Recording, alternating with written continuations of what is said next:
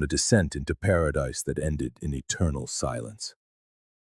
On the morning of July 25, 2002, the crystal-clear waters of Cozumel mirrored the Mexican Caribbean sun.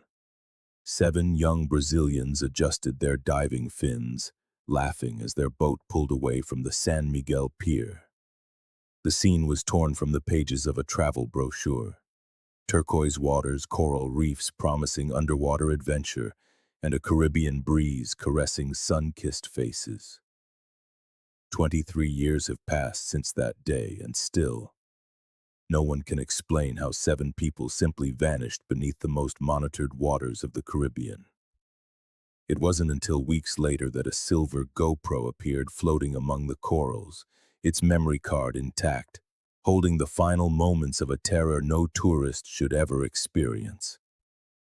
This is the true story of Fernanda, Lucas, Isabela, Tiago, Mariana, Rafael, and Bruno.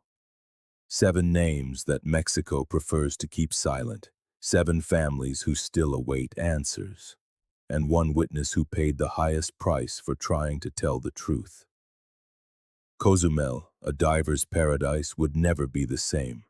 What began as a dream vacation became the most documented nightmare in the history of the Riviera Maya. A case that would eventually involve the FBI, the Brazilian Senate, and a criminal network operating under the guise of water tourism. But before we delve into the most disturbing details, before we discover what that submerged camera truly revealed, make sure you subscribe to the channel so you don't miss more cases like this, and be sure to activate the notification bell. Let me know in the comments what country you're watching from, because this story crossed borders in ways I never imagined when I first began my investigation. Fernanda Oliveira was 24 and had just graduated as a psychologist in Sao Paulo. A silver bracelet with engraved dolphins, a gift from her younger sister for passing her final exams, never left her wrist. She worked part-time at a children's clinic and had saved for 2 years for this trip. Her first time traveling internationally. Her WhatsApp status on July 24th showed a photo of the sunset from her hotel balcony. Diving in the Caribbean for the first time tomorrow. Nervous and excited.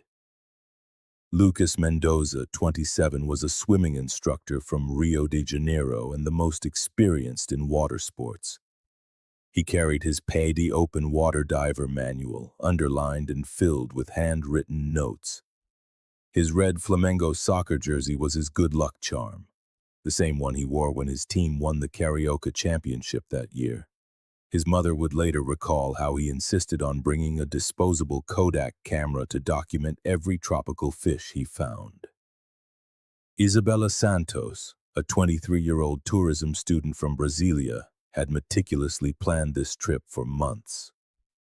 Her blue rip curl backpack contained maps of the Palancar Reef, excursion brochures, and a travel journal where she wrote down every detail.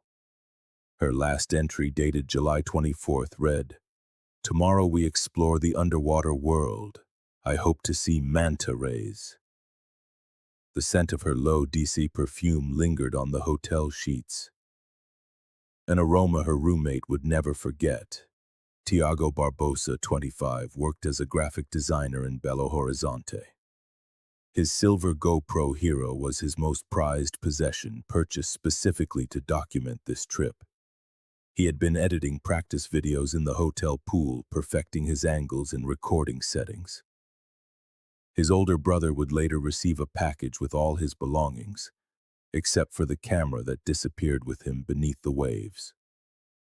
Mariana Costa, at 22, was the youngest of the group and a veterinary medicine student in Porto Alegre. She had chosen her yellow, tropical flowered bikini specifically for the underwater photos she planned to take. She always carried a small notebook where she jotted down the scientific names of marine species she hoped to find. Her last text message to her boyfriend read, "The water here is so clear you can see the bottom from 15 meters. I love you." Rafael Duarte, a 26-year-old civil engineer from Recife, had organized the trip after receiving a bonus for a major project. His waterproof Casio watch read 8:47 a.m. when he boarded the dive boat, a detail the hotel receptionist who saw him leave would later recall. He had promised his father he would bring him an authentic Caribbean seashell, something his father had collected since childhood. Bruno Ferreira, a 25-year-old chef from a restaurant in Salvador, had brought his underwater camera to document fish species he could later incorporate into new dishes. His waterproof backpack held 3 extra rolls of film and a laminated map of the Cozumel Reef system. His uncle, a fisherman, had taught him to read ocean currents as a child, a skill that, paradoxically, could not save him. The 7 had met on a Brazilian scuba diving internet forum and had planned this reunion in the Mexican Caribbean for months. Their families still keep the emails they exchanged, filled with an excitement and detailed plans that would never come to be. Their last group photo shows them on the San Miguel Pier at 9:15 a.m., the Caribbean Sea in the background, smiling for a camera their parents would later stare at 1,000 times, searching for any clue the police might have missed. The morning of July 25, 2002, dawns clear in Cozumel. At 6:30 a.m., the thermometer reads 28 degrees Celsius, and underwater visibility reaches 40 meters. Perfect conditions for recreational diving. The 7 Brazilians have breakfast together at the El Caracol restaurant in the Playa Azul Hotel, occupying table number 7, near the window overlooking the sea. Fernanda orders fresh orange juice and French toast, while Lucas gives the decompression tables in his PADI manual one last review. At 8:15 a.m., the group walks along the Malecon, carrying new snorkel gear they just bought at the Marina Adventures shop. Tiago records their walk to the port with his GoPro, capturing the first golden light of the Caribbean. His video shows street vendors setting up their stalls, fishermen returning with the night's catch, and early bird tourists heading toward their excursion boats. At exactly 8:47 a.m., according to the San Miguel port log, the 7 board the boat Coral Dream, owned by the company Cozumel Marine Adventures. The captain, 42-year-old Miguel Herrera, had navigated these waters for 16 years without a single reported incident. His logbook showed over 3,000 successful trips, with current certifications from the Port Authority and up-to-date liability insurance. The last happy image is captured at 9:15 a.m. The 7 Brazilians pose on the boat's deck, wearing orange life vests, with the Palancar Reef visible in the background. Isabela holds up a laminated map of the dive site, pointing to the spot where they hope to find sea turtles. The photo was taken by a German tourist on a parallel boat, an image that would later become crucial evidence. At 9:23 a.m., the boat stops at coordinates 20 degrees 25 minutes 12 seconds north, 87 degrees 2 minutes 45 seconds west, 2.8 kilometers off the eastern coast of Cozumel. Port Authority records confirm the routine radio transmission was made correctly. Coral Dream to base, position at Palancar Reef, beginning group dive, all normal. The response came 5 seconds later. Received, Coral Dream. Maintain contact every 30 minutes. At 10:15 a.m., the first safety check-in was due, but the radio silence began to worry the base. Protocol required communication every 30 minutes during group dives, especially with inexperienced tourists. At 10:30 a.m., the base tries to make contact. Coral Dream, please respond. Only static crackled over frequency 156.8 megahertz. At 11:47 a.m., a competing tour boat spots the Coral Dream drifting empty, 500 meters from the dive zone. The first sign of trouble comes when they find Miguel Herrera, the captain, floating unconscious, clinging to an inflatable lifebuoy. His initial testimony, recorded in police report number 2847-2002, mentions an abnormal underwater current and panic among the novice divers. At precisely noon, the Cozumel Coast Guard receives the first official report of missing persons. 7 Brazilian tourists, identified by the passports found on the boat, had disappeared during a routine dive in waters considered safe for beginners. Their snorkel gear remained neatly arranged on the deck, as if it had never been used. At 12:35 p.m., Maria Gonzalez, manager of the Playa Azul Hotel, confirms that all 7 rooms are still occupied with the guests' belongings untouched. Their return tickets to Brazil were scheduled for July 30th, 5 days later. In Fernanda's room, they find her diary open to the entry for July 24th, with the last line she ever wrote: "Tomorrow will be the most exciting day of the trip." The first visual breadcrumb appears at 2:15 p.m. A beach towel with a Brazilian flag print is found floating among the corals of a shallow area known as the aquarium, 1.5 kilometers from the original dive point. The towel belonged to Rafael, as his sister later confirmed with family photos. Strangely, the towel showed no signs of having been submerged long enough to have drifted naturally to that position. At 4:30 p.m., volunteer divers from the local community begin the first organized underwater search. Visibility remains at 35 meters, but the currents have changed direction 3 times during the day. Unusual for that time of year, according to the meteorological records of Mexico's National Weather Service. At 6:45 p.m., as the sun begins to set, they find Mariana Costa's Nokia 3390 wedged between coral rocks at a depth of only 8 meters. The phone, surprisingly functional after 9 hours underwater, displays an unsent text message addressed to her mother. "Something isn't right here. The guide is acting strange. I'll call you when we get back to the hotel." The message was written at 9:51 a.m., just 28 minutes after the last group photograph was taken. The search is suspended at 8 o'clock p.m. due to the lack of nighttime visibility. Miguel Herrera, the sole survivor, is transferred to Cozumel General Hospital for medical observation. His version of events would change 3 times over the first 24 hours, each account more confusing than the last, riddled with temporal inconsistencies that investigators could not resolve. The official missing persons report is formalized at 11:30 p.m. on July 25, 2002. 7 Brazilian citizens, identified by passport numbers and photographs, had vanished in Mexican waters under circumstances that defied all regional water safety statistics. It was the beginning of what would become the most documented and least solved mass disappearance in the tourism history of the Mexican Caribbean. The first 48 hours of the search cruelly exposed the technological limitations of 2002.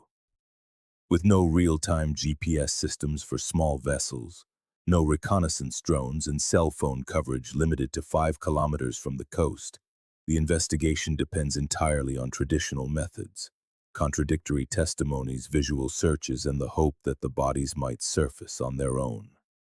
Detective Ramon Vasquez of the Quintana Roo Ministerial Police takes over the investigation on July 26th with a team of just 4 agents specializing in aquatic cases.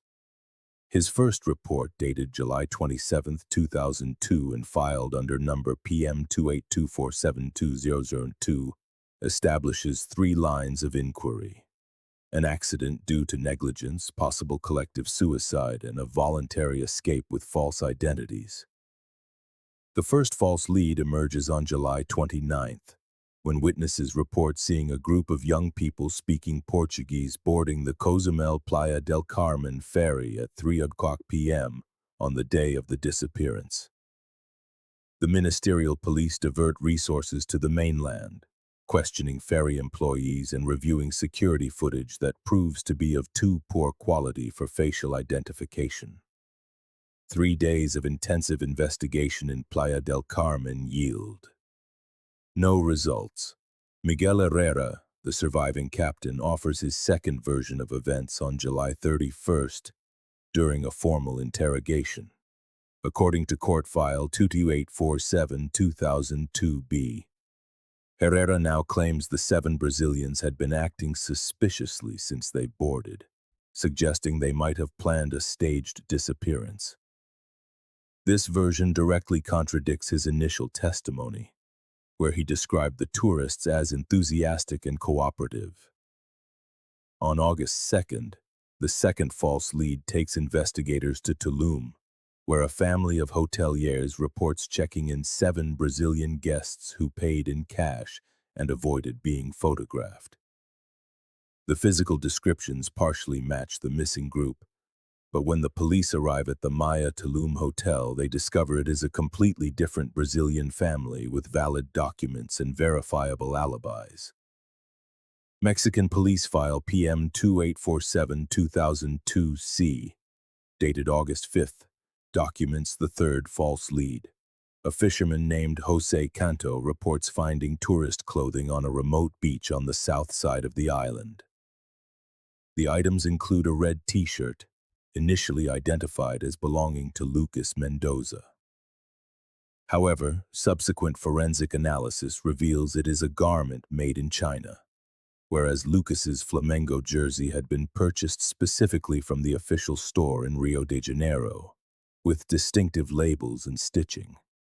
A note in the El Universal newspaper published on August 10, 2002, on page 3 of the States section reads, "Search for Brazilian tourists in Cozumel continues. Authorities rule out no hypothesis." The article, written by correspondent Patricia Mendoza, quotes anonymous police sources who suggest possible links to international trafficking networks, a theory that would never be substantiated with physical evidence. Miguel Herrera presents his third version of the events on August 12th, now alleging that an unidentified boat approached the dive site minutes before the immersion. This new statement introduces elements that had not appeared in any previous testimony, including 2 armed men who spoke English and made threats directed specifically at the Brazilian tourists. An official communiqué from the Brazilian consulate in Cancun, issued on August 15, 2002, expressed deep concern over the slow pace of the investigation and requested the intervention of Mexican federal authorities to clarify the fate of the 7 Brazilian citizens. The document, signed by Consul João Batista Ribeiro, cited troubling inconsistencies in the testimonies of key witnesses. The fourth false lead emerged on August 18th, when an American tourist reported seeing a group of young South Americans at a bar in Cancun's hotel district. Her description included precise details: a blonde girl with a dolphin bracelet, an exact match for Fernanda Oliveira. However, when investigators reviewed the establishment's security footage, the images revealed a group of Argentine tourists, all with verifiable documents. On August 20th, exactly 26 days after the disappearance, the Quintana Roo Attorney General's office issued an internal bulletin, classifying the case as a disappearance by unknown causes, and reducing the assigned personnel from 4 agents to just 2. The decision was based on the absence of conclusive physical evidence and the inability to verify the many contradictory accounts. What do you think really happened? Did the police overlook something obvious? Leave me your theory in the comments as I continue with the years of anguish that followed. And if this story is affecting you, give it a like so that more people can learn about this case.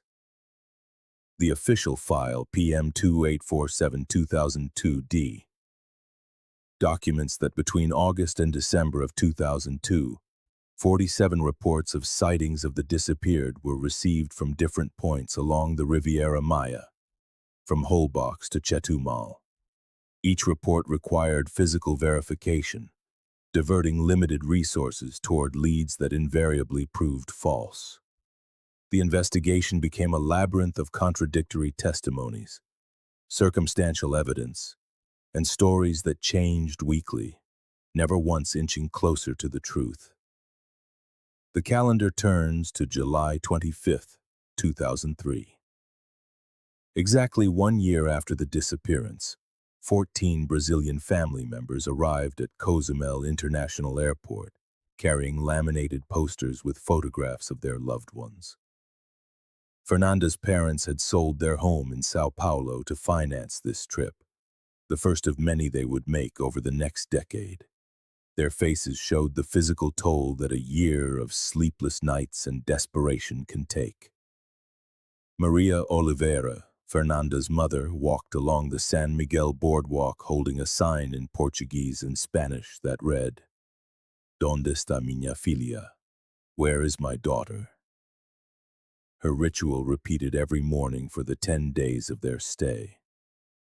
She would wake at 5 a.m., walk to the pier where the fatal boat had departed, and remain there until sunset, showing the photograph to every tourist, fisherman, and vendor who would look. In 2003, 6 more sightings were reported. In March, an Italian tourist swore she saw a blonde girl with a dolphin bracelet in a market in Playa del Carmen. In June, a taxi driver from Tulum reported having transported 2 young Brazilians who avoided speaking Spanish. In September, a Canadian family photographed a suspiciously similar group at the ruins of Chichen Itza. Each report sparked renewed hope in the families, only to be followed by devastating disappointment when the investigations proved fruitless. By 2004, the family bonds began to fracture. The parents of Lucas Mendoza divorced after 18 years of marriage. His mother developed severe depression and took early retirement from her job as a primary school teacher. His father channeled his pain into alcoholism, as his sister documented in an interview for the 2006 independent documentary, Lost Waters. The year 2005 marked the first death associated with the grief. Roberto Santos, Isabela's father, suffered a massive heart attack on November 3rd. He was 54 years old and had dedicated the last 3 years of his life exclusively to finding answers about his daughter. He died while reviewing, for the 1,000th time, the police files he had photocopied during his trips to Mexico. His wife, Carla, would later find a notebook where he had documented every phone call, every trip, every peso spent on the search.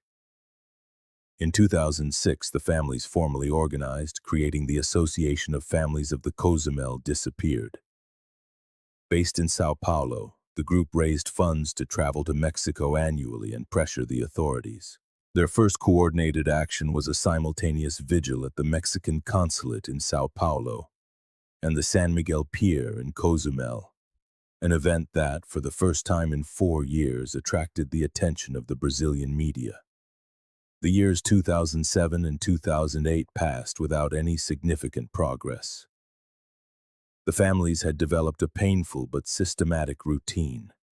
Every July 25th, regardless of their financial situation, at least one representative from each family traveled to Cozumel. They would stay for a week, hand out photographs, visit police stations, and hold a memorial ceremony on the beach. Local hoteliers had begun to recognize them, offering swamp discounts that no one mentioned but everyone appreciated. On April 15, 2009, the Quintana Roo Attorney General's office issued an official resolution shelving the case. After 7 years of sepulchral silence, the case was closed without answers.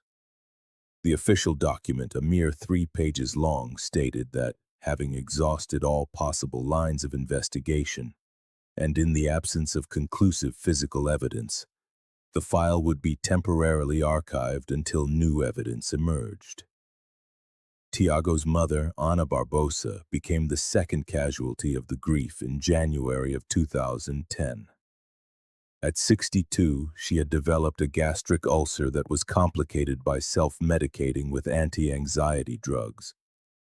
Her death coincided with the 8th anniversary of the disappearance, and her family reported that her last words were, "I want to know where my son's GoPro is."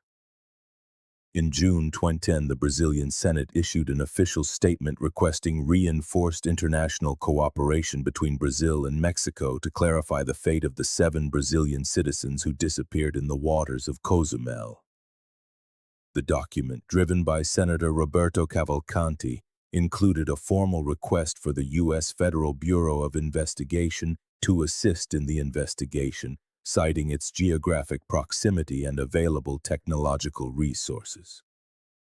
The annual rituals on the beach took on an almost ceremonial quality. The families established a specific spot on the east coast of Cozumel, directly opposite the area where the disappearance occurred. Every July 25th, they would place 7 white floating candles which they launched into the sea while reading aloud excerpts from their children's personal diaries and text messages. The locals began to refer to the site as Playa de los Siete, the beach of the 7, though no official map recognizes that name. By 2011, 9 years after the tragedy, the case had completely vanished from the Mexican media. Only Brazilian publications occasionally mentioned the anniversary, usually in brief notes on the inside pages. The media silence stood in stark contrast to the unwavering persistence of the families, who continued to finance annual trips despite the financial hardships accumulated over a decade of fruitless searching. March 16, 2014. Klaus Müller, a German dive instructor with 15 years of experience in Caribbean waters, descended into the underwater cave known as Gunote Esam de Condido, a limestone formation located 3 kilometers from the point where the Brazilians disappeared. Accompanied by Sarah Thompson, an American marine biologist specializing in reef ecosystems, the dive was part of an underwater cave mapping project for the Oceanographic Institute of Yucatan. At a depth of 42 meters in a cavity barely illuminated by their LED flashlights, Müller noticed a metallic glint among sediments that had accumulated for over a decade. His first instinct suggested it was fishing debris, a common sight at these depths. However, as he moved closer to inspect, he immediately recognized the distinctive shape of a GoPro, though it was severely corroded by 12 years of exposure to salt water. The camera showed clear signs of impact. The protective housing was fractured in 3 places, as if it had repeatedly struck the rocky walls of the cave. Paradoxically, the hermetic seal had remained intact, protecting the 512-megabyte SD memory card inside. Müller meticulously documented the position of the find with underwater photography before retrieving the object.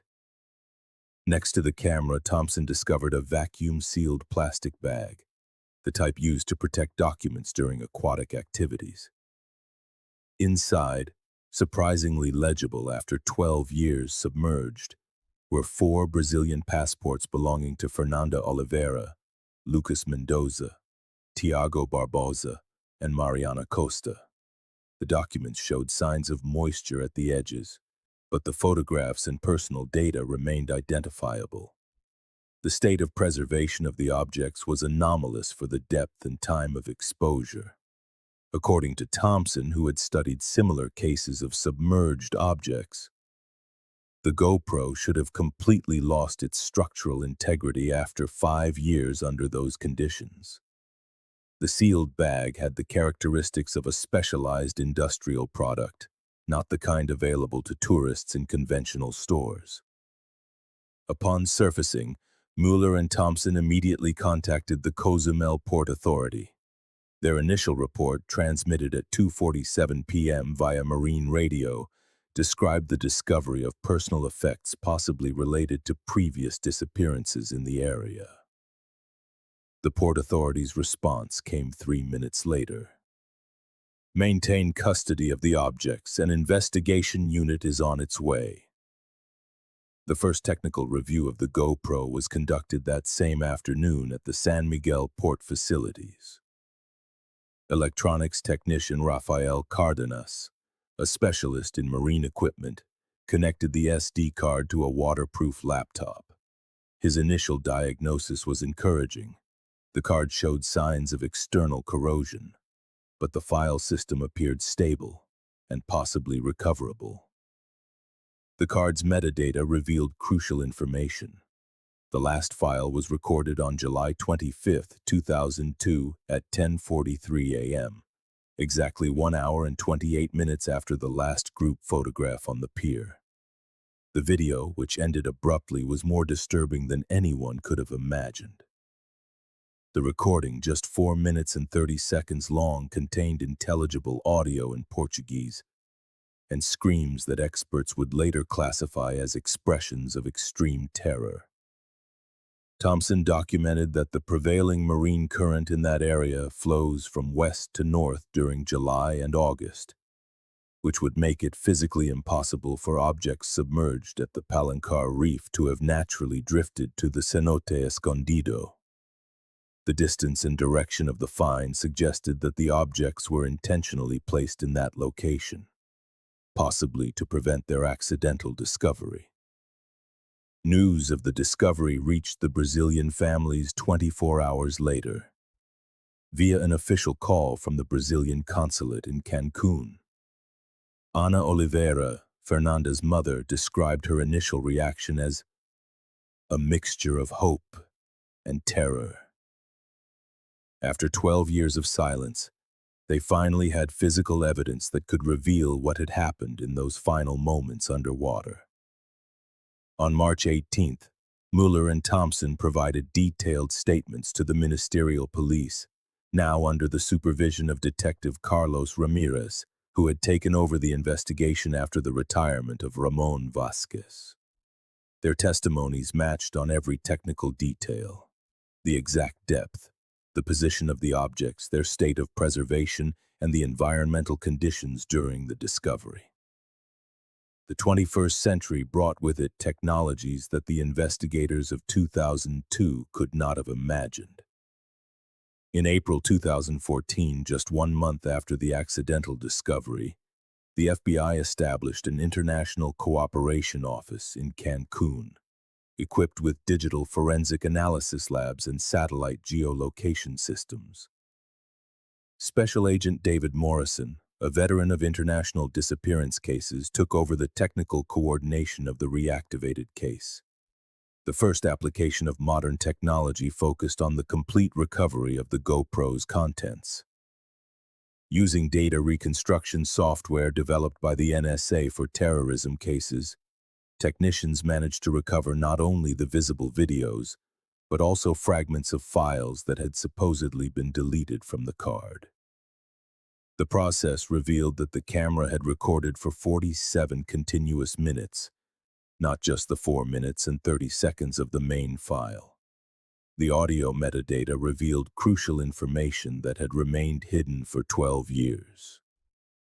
Using spectral analysis software, experts identified 3 distinct male voices speaking Mexican Spanish during the clearest audio segments. One of these voices unequivocally belonged to Miguel Herrera, the captain, but the other 2 did not match any previous testimony about additional people being on the boat. A geolocational reconstruction was performed using historical marine current data stored by the U.S. National Oceanic and Atmospheric Administration, or NOAA, since 1995. The mathematical analysis processed by supercomputers at the Massachusetts Institute of Technology established that the objects found in the cenote escondido could not have arrived there by natural drift from the original dive site. On June 15, 2014, specialized forensic divers began a systematic exploration of the cenote escondido, using ground-penetrating sonar and high-resolution cameras, at a depth of 58 meters in a side cavity that had remained unexplored. They discovered human skeletal remains partially preserved by the cenote's unique conditions: a constant temperature of 24 degrees Celsius and an absence of oxygen in the deep layers. Identity confirmation through DNA analysis was completed on October 28, 2015, exactly 13 years after the disappearance. The remains belonged to 3 of the 7 missing: Fernanda Oliveira, Lucas Mendoza, and Tiago Barbosa. The DNA samples were compared with genetic material provided by direct relatives using the FBI's Combined DNA Index System, or CODIS, to ensure absolute accuracy. The bones revealed traumatic information through advanced forensic analysis. Antemortem fractures on the ribs and skulls suggested blunt force trauma, inconsistent with typical diving accidents. The forensic pathologist, Dr. Patricia Morales of the National Autonomous University of Mexico, ruled that the injuries were compatible with intentional interpersonal violence. The 2014 satellite geolocation allowed for a retrospective analysis of the marine currents on July 25, 2002. Using archived meteorological data and ocean simulation models, investigators confirmed that the conditions on that day were exceptionally stable. Predictable currents, optimal visibility, and an absence of environmental factors that could justify a mass accident. The analysis of the audio metadata revealed a disturbing anomaly. Between the 23rd and 31st minutes of the recovered recording, a conversation in English can be heard between 2 unidentified individuals. The voices discuss delivery times and Brazilian merchandise, terminology that FBI human trafficking specialists classify as typical code for international criminal networks. In February of 2016, a significant breakthrough occurs. Facial recognition technology applied to archived tourist photographs yields a lead. An algorithm, developed by Google for the Department of Homeland Security, analyzes over 50,000 photographs taken in Cozumel between July and August of 2002, searching for faces that appear repeatedly in images with the missing Brazilians. The system identifies a male subject who appears in the background of 2 different photographs, one taken in the hotel restaurant on July 24th and another on the pier on the morning of July 25th. The man, approximately 30 years old with black hair and a heavy build, always appears at a sufficient distance to suggest covert surveillance. His identification becomes the top priority for investigators. A joint FBI and Quintana Roo Attorney General's Office report, dated October 28, 2016, officially states that sufficient forensic evidence exists to classify the 7 disappearances as multiple homicides with a probable link to organized crime networks. This conclusion marks the first official acknowledgement that the deaths were intentional, not accidental. International collaboration provides access to criminal databases that did not exist in 2002.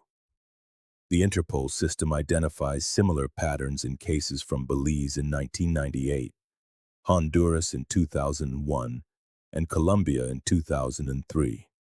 South American tourists disappearing during aquatic excursions, with sole survivors who repeatedly change their testimonies, and physical evidence that appears years later in geographically impossible locations.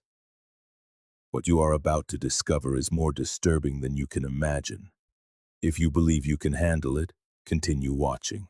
And remember to subscribe if you haven't already. By December 2016, new technologies had transformed a case once shelved for lack of evidence into an active criminal investigation with identified suspects, established financial motives, and confirmed international connections. The truth, buried for 14 years beneath the Caribbean waters, was finally beginning to surface, thanks to tools the original investigators never had at their disposal. The subject who appeared repeatedly in the tourist photographs is identified as Eduardo Sanchez Morales, 34 years old in 2002. He had been an employee of Cozumel Marine Adventures since 1997 and served as Miguel Herrera's direct assistant on more than 500 documented aquatic tours. His employment file, meticulously reviewed for the first time in 14 years, reveals administrative inconsistencies that had gone unnoticed. Unjustified periods of absence that coincide exactly with the dates of other tourist disappearances reported in the region. A background check on Sanchez Morales reveals troubling connections to criminal organizations that operated in the Cozumel Playa del Carmen corridor during the 2000s. Bank records obtained by court order show irregular cash deposits of significant amounts. $15,000 on July 30, 2002, just 5 days after the disappearance, and another $22,000 on August 15th of the same year, coinciding with the temporary suspension of the initial investigations. The method of the crime is reconstructed using the recovered GoPro videos and expert diver testimonies. The footage shows the 7 Brazilians being intentionally led into the hidden cenote, under the pretext of exploring an exclusive underwater cave that few tourists knew about. The images reveal that Sanchez Morales, who appears clearly in several frames, guided the group into the depths of the cenote where the surface was inaccessible and the currents created conditions of extreme disorientation. The intentional submersion is confirmed by the analysis of the recovered audio. Between minutes 31 and 38 of the recording, the voices of Fernanda and Lucas are clearly heard screaming in Portuguese. The response from Sanchez Morales, audible in Spanish, is chilling. "There's no way out. It's over for you."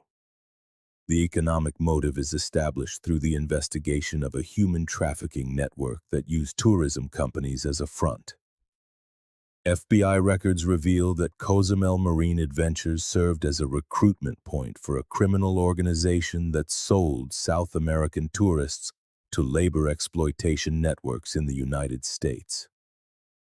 The Brazilians had been specifically selected for their profiles: young, with no immediate family ties in Mexico, and with flexible travel itineraries that would allow several days to pass before anyone reported them missing. The institutional cover-up is documented through internal emails from the Quintana Roo Attorney General's office, obtained through a joint investigation with the DEA.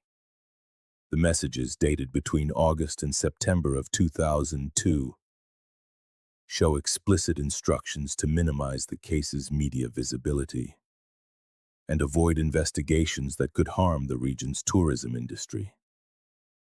The economic pressure from hoteliers and tour operators had directly influenced investigative decisions. Miguel Herrera, the surviving captain, is arrested on January 12, 2017 at his home in Cozumel on charges of multiple homicide and belonging to a criminal organization. His interrogation, recorded on video for 14 consecutive hours, finally reveals the full details of the criminal operation that had remained hidden for 15 years. According to Herrera's confession, the 7 Brazilians were selected on their first day in Cozumel through systematic surveillance at hotels and restaurants. Their conversations were monitored by employees of the criminal network who identified that the group planned to stay on the island for 5 more days. Enough time to execute the operation without raising immediate alarms among family in Brazil. The operation on July 25th had been meticulously planned for 3 days. Sanchez Morales and an accomplice, identified as Roberto the Shark Medina, had prepared the hidden cenote as the elimination point, placing additional oxygen tanks to prolong their own time underwater while they held the victims in the depths until they lost consciousness from hypothermia and hypoxia. Herrera's confession reveals that the Brazilians did not die immediately. For approximately 40 minutes, they were held in the depths of the cenote while Sanchez Morales and Medina awaited the arrival of an additional boat that would transport them to a delivery point on the Quintana Roo coast.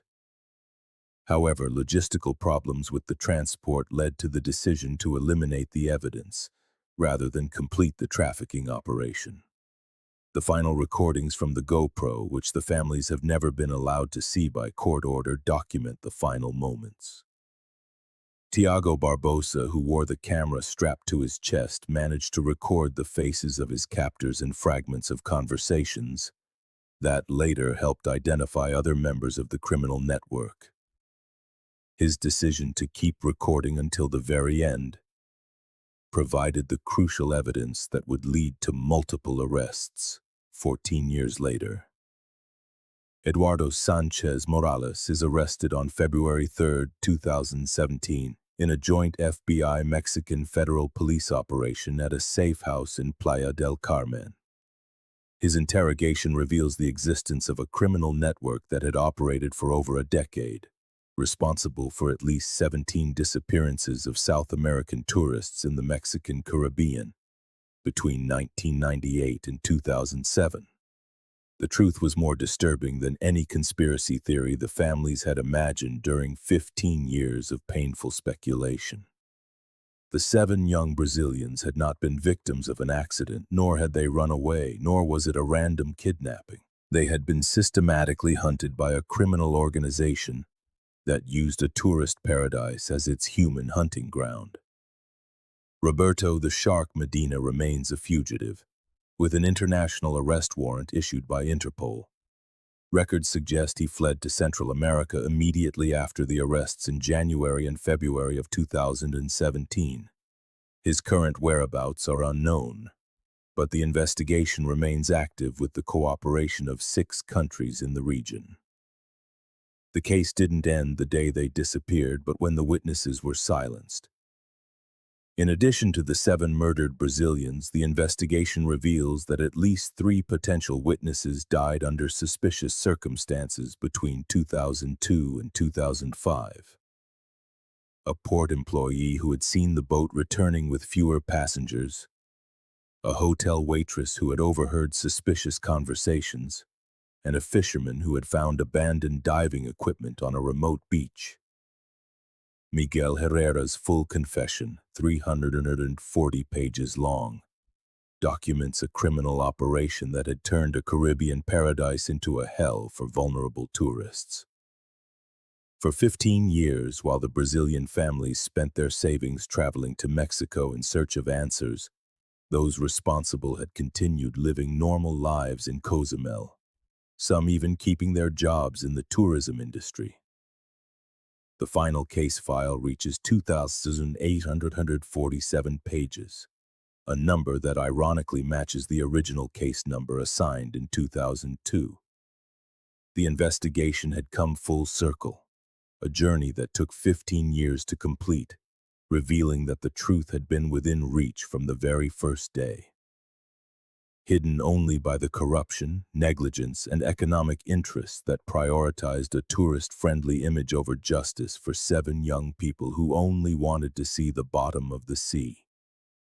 On November 15, exactly 16 years after the disappearance, Miguel Herrera is sentenced to 45 years in prison without the possibility of parole for 7 counts of aggravated homicide, membership in a criminal organization, and human trafficking. The federal judge, Antonio Vasquez Garcia, states that the premeditation, malice, and number of victims justify the maximum penalty under Mexican law. Eduardo Sanchez Morales receives a 50-year prison sentence on December 8, 2018, with the aggravating factor of being considered the mastermind of the multiple homicides.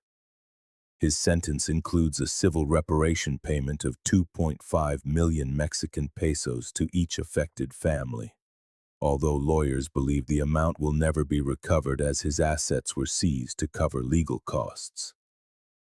The reaction of the Brazilian families during the sentencing is documented by court cameras. Ana Oliveira, Fernanda's mother, declares, "For 16 years we asked where our daughter was. Today we finally know she is at peace and that her murderers will pay for what they did." Her words, spoken in Portuguese and translated simultaneously, mark the end of a search that had consumed half her life. On July 25, 2019, on the 17th anniversary of the tragedy, The 7 families gather one last time in Cozumel for an official commemorative act. The government of Quintana Roo inaugurates a monument on the San Miguel boardwalk, a bronze sculpture depicting 7 human figures emerging from the water, their names engraved in Portuguese and Spanish. The Memorial of the 7, as it was officially named, includes a plaque that reads, "In memory of Fernanda, Lucas, Isabela, Tiago, Mariana, Rafael, and Bruno, may their search for underwater beauty finally lead them to eternal peace." The ceremony is attended by the Brazilian consul, the families, and more than 300 local residents who had never met the victims but had followed the case for years. Maria Mendoza, Lucas's sister, plants a ceiba tree in the new memorial park, established on the land where Cozumel Marine Adventures once operated. The company had been permanently shut down and its facilities demolished as part of the symbolic reparations ordered by the court. Legal justice had arrived, but emotional closure would require more time. The families returned to Brazil, finally knowing what had happened to their loved ones, but carrying the weight of knowing the truth was more horrific than the uncertainty they had endured for nearly 2 decades. We will never know everything that happened beneath those waters during the final moments of the 7 Brazilians' lives, but at least the truth is no longer buried in silence. If you've made it this far, it's because this story has touched you deeply. Subscribe to the channel and turn on all notifications so you don't miss the next case. Comment which case you'd like me to investigate next. Do you know of an unsolved case in your country? Let me know in the comments. Give this a like if you want more stories like this, and share this video with someone who appreciates well-researched true crime. See you in the next case.